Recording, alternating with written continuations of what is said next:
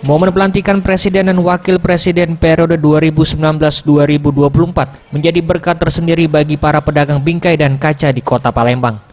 Para pedagang mendapat untung dengan banyaknya orderan pembeli yang memesan foto plus bingkai dari Presiden dan Wakilnya yang baru saja dilantik, yaitu Joko Widodo dan Ma'ruf Amin.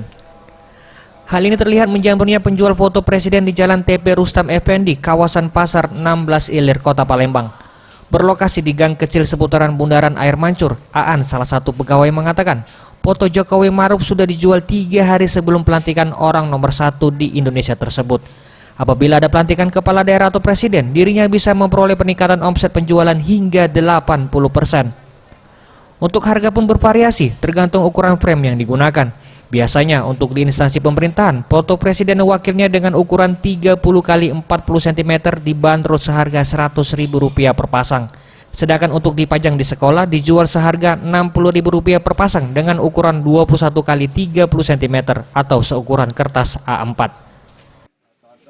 Ampan sekolahan dan kantor 40, yang biasa lagi. Biasa lagi berapa harganya? Harganya 90 pasang.